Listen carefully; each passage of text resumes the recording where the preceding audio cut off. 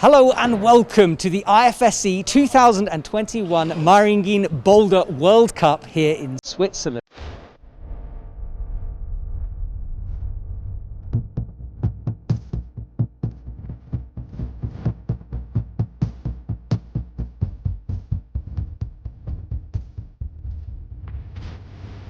I'm standing in the middle of the venue, which would normally be packed with people, but things are a little different this year with the coronavirus. But don't panic.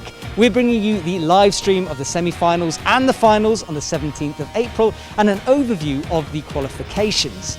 Now behind me, they are setting for those qualifications, so we can't show you that, but I will give you a behind the scenes tour of the venue.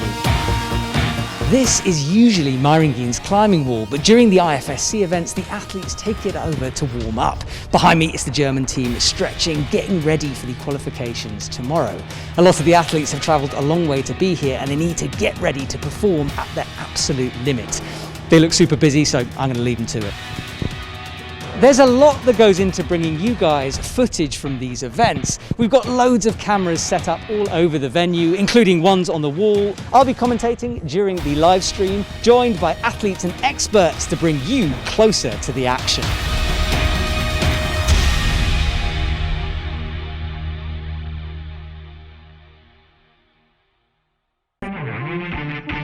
Qualifications is always a nerve-wracking time for an athlete. It's an all-day event as they attempt 5 boulders, competing with over 29 different nationalities. Only 20 men and women can make it through into the semi-finals. There were some new faces and a few established names, including Olympic qualifiers. Competition was fierce.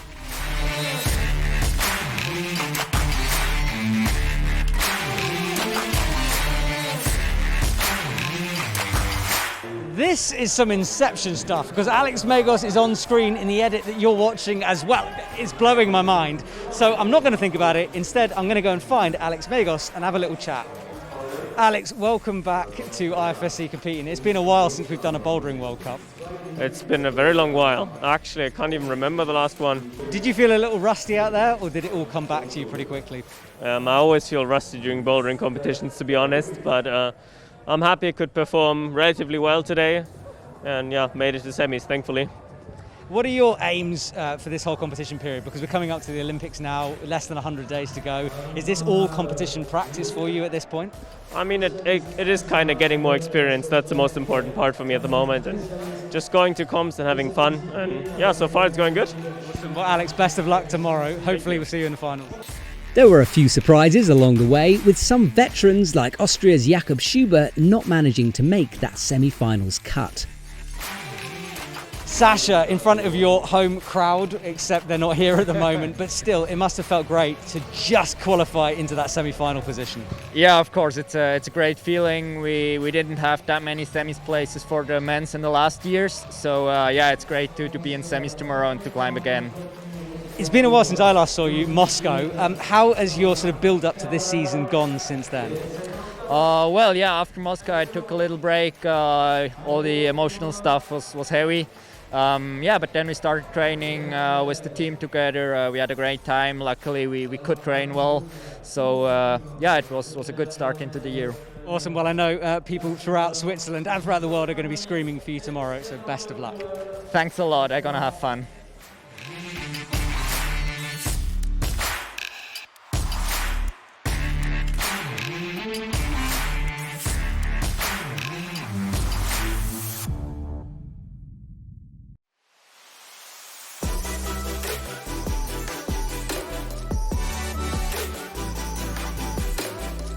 Nathaniel, welcome to Switzerland. You guys travelling from America, it must have been quite difficult with the coronavirus and everything, but it must be good to be here. Yeah, it's good to be here. We had to take a few less days than we're used to adjust to jet lag, but we're feeling okay. It's been a while since our last World Cup. How are you feeling in terms of competing and your level at the moment? It was really good for me to get back into the competition mindset with our team trials, which were not too long ago. Physically, I feel as good as ever, so it was good for me to have a good day in qualifiers and know I still got it. Awesome. Well, look, it's a pleasure to see you and the entire American team here, and best of luck for tomorrow. Thanks, I appreciate it.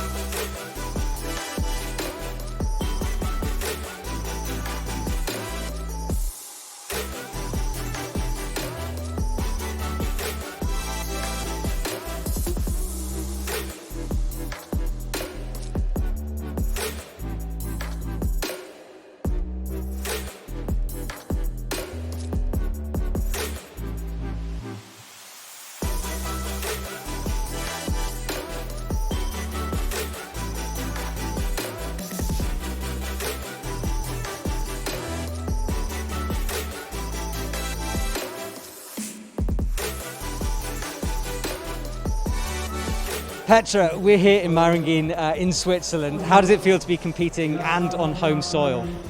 Well, first of all, it's just amazing to be back competing on a climbing wall, and I mean, starting that back at home here in Meiringen, it's incredible. The build-up, I mean, it's been interesting watching all the athletes' social media feeds, but we've got no idea really of the level of everyone. What's it like coming back and just seeing where everyone's at?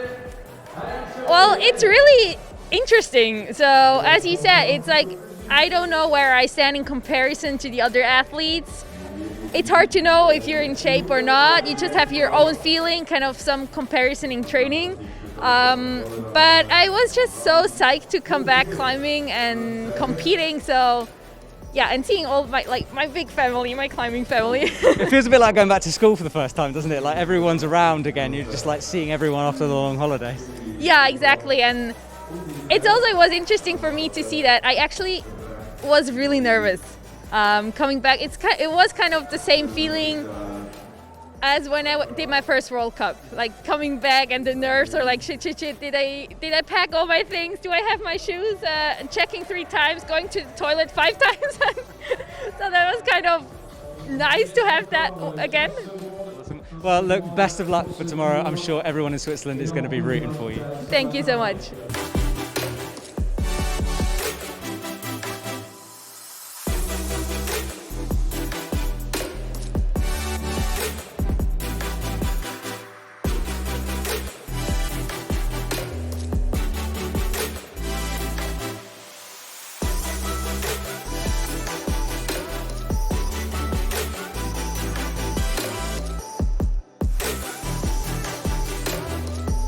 Jessie, you've just finished your qualifying round. How did it go for you out there? I felt actually pretty good. I started with the slab and did a flash, and I'm normally not that good on slab, so it was a good start. Yeah. How different is it with all the rules and regulations? Because things are a bit different with the coronavirus this year. Yeah, in Switzerland the restrictions are pretty soft, I think. So in Austria they are much harder, but yeah, it's just so good to be back on a competition, and yeah, I think all athletes are really excited. What's it like? Because it's been so long since we've seen our last competition. Is it hard to judge where you're at and where all the other athletes have been at when you've been training? I mean, you see a lot on Instagram how the athletes are training, and also how strong they are on the Peacemaker or one-arm pull-ups and stuff.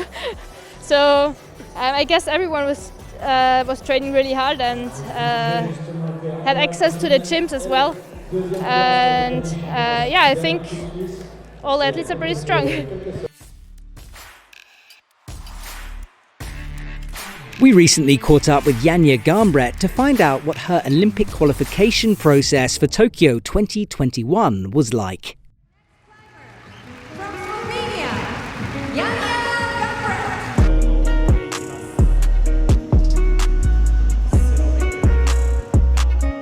I enjoyed every minute I was there, every second I was there, and yeah, of course it was hard to compete for the whole 10 days, all the time, be completely focused. But I have just and only good memories of that competition, especially at the combined finals, because my goal was to qualify for the Olympics, and it was amazing, and it feels weird to not be there this year, but I have only good memories of that. At first I was disappointed, of course, because my only and the biggest goal for 2020 was the Olympics, and I was working so hard towards them that I was of course disappointed.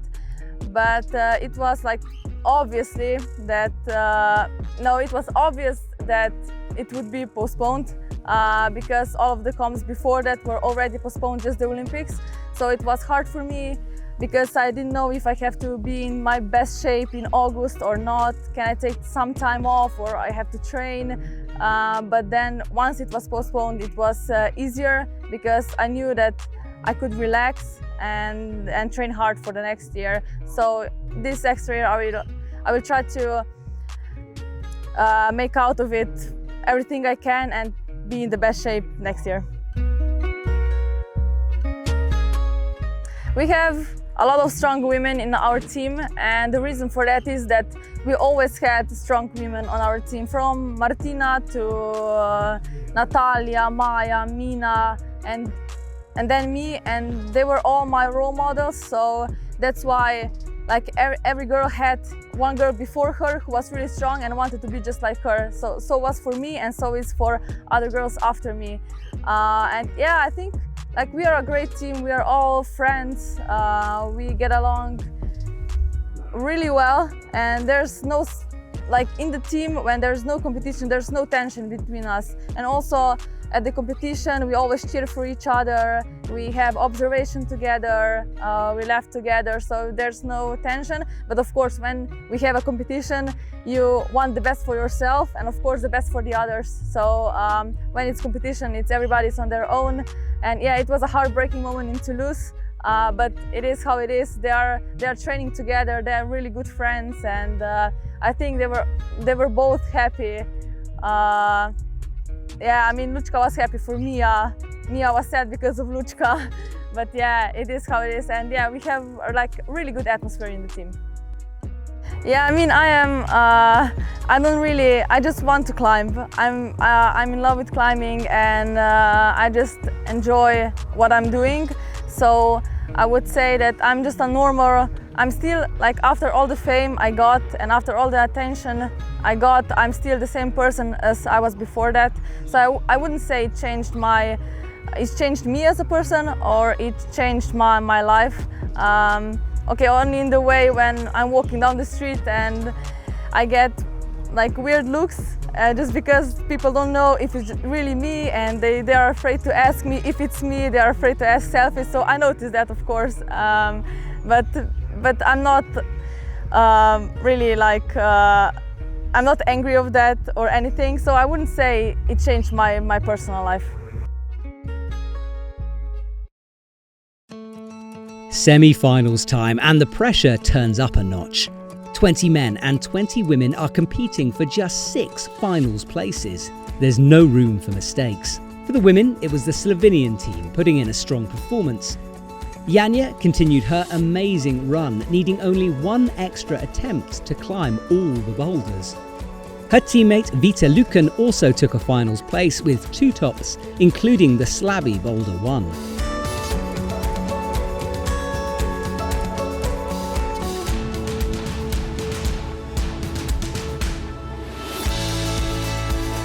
The climbs had some interesting features, including a feet-first boulder 4, as demonstrated here by Serbia's Stasha Gale.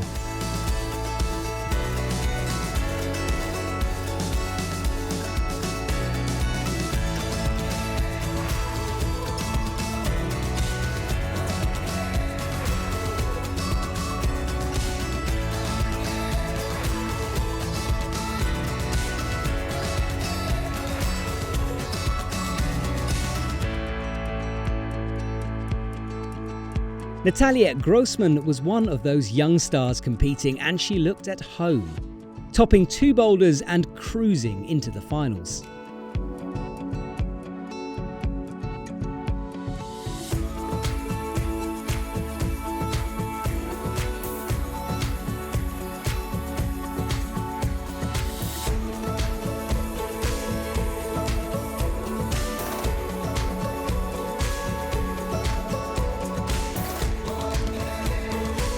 Japan's Akio Noguchi is always a threat, and she utilised all her experience to figure out the beater on that now notorious fourth problem.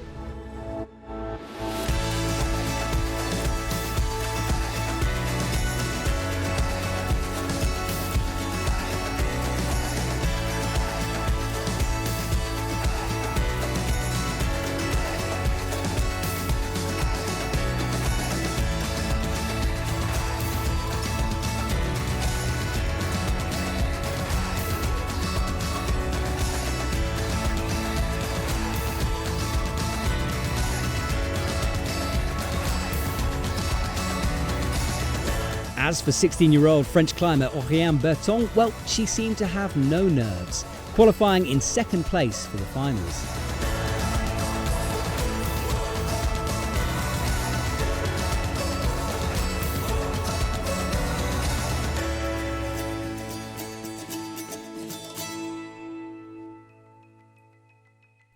In the men's competition, a crack feature on Boulder 4 proved to be a nightmare for some of the competitors.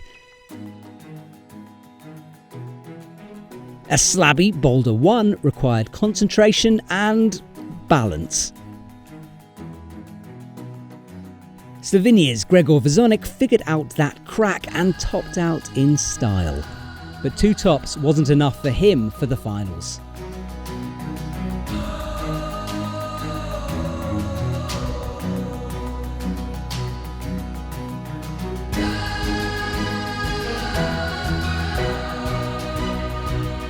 Japan was out in force, and 4 of their team made it through to the finals. 3 tops for Takata Tomoaki meant he qualified in second place, just behind Adam Ondra.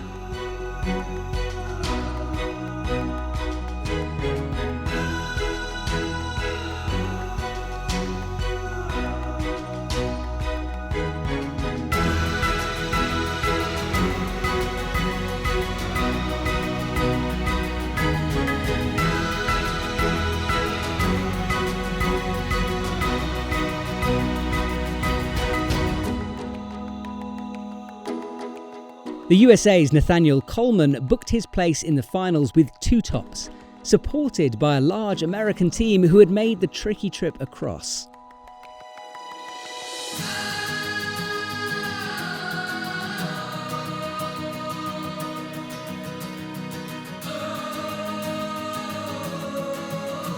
Adam Ondra, meanwhile, was doing what he does best at Boulder World Cups and dominating.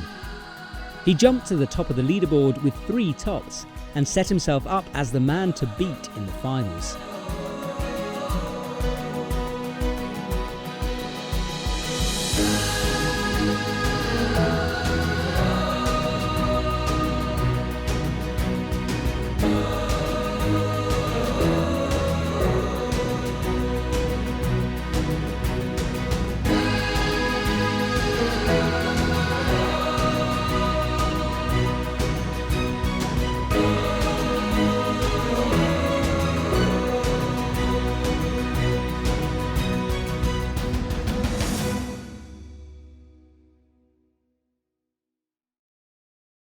It's been almost 2 years since the last Boulder World Cup, but competition climbing has returned for 2021 in Meiringen, Switzerland. The athletes have been training hard over the various corona lockdowns, and it was now time to test their skill and power in this Olympic year for climbing. 6 men and 6 women made it through to the finals, and although no crowd was allowed into the venue, the atmosphere was intense as they battled it out for gold.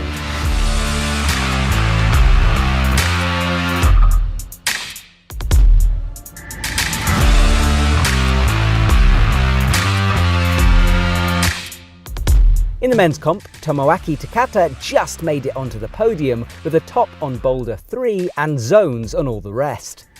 He was one of 4 Japanese athletes competing in the finals.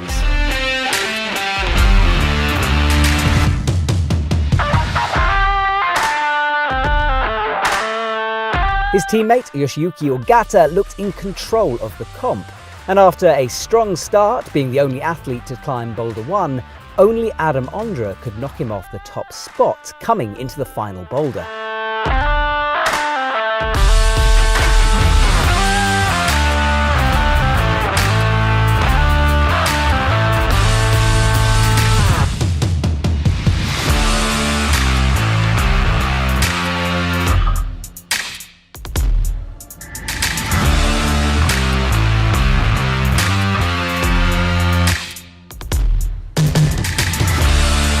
However, Adam showed his class, and after failing to send the first boulder, he stepped it up a gear, sending the next two and having to top the final problem for the win, which he duly did. He was clearly ecstatic at the top. Gold medal for Adam and silver for Yoshiyuki. I was like kind of falling in the last boulder, but I just kept on pushing, kept on moving, and all of a sudden reaching the top was explosion of emotions. Yeah.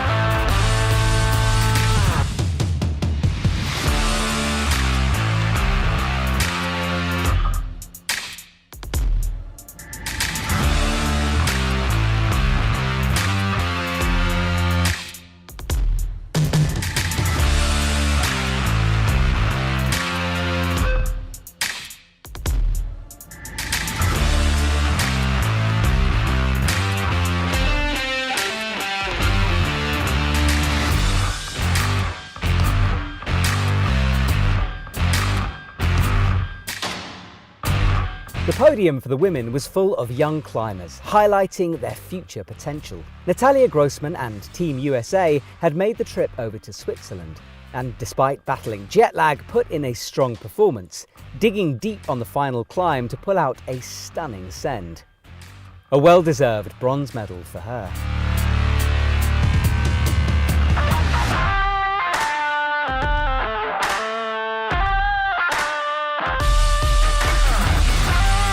Oriane Berton from France is only 16 years old, competing in her first senior finals. It took a while for her to settle in, but once she did, she had some truly spectacular performances. Climbing in her own unique style, she took a wonderful silver medal, with two tops showing her passion throughout.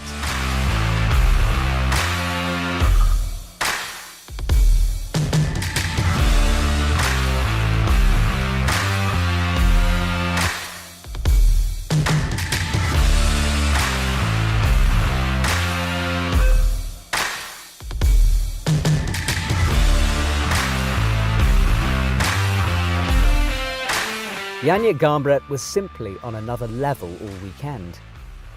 With almost a perfect qualifying and semi-finals round, she was the clear favourite in the finals.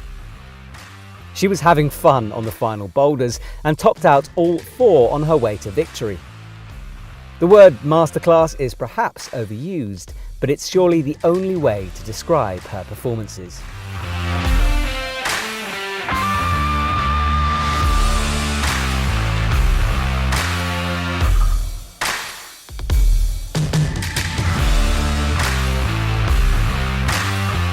Enjoyed it. I mean, we hadn't had any competition so far, so it's great to be back.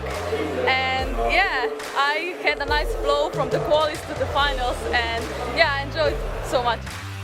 After a tricky time with the coronavirus, competition climbing and the IFSC is back. And what a start to the season.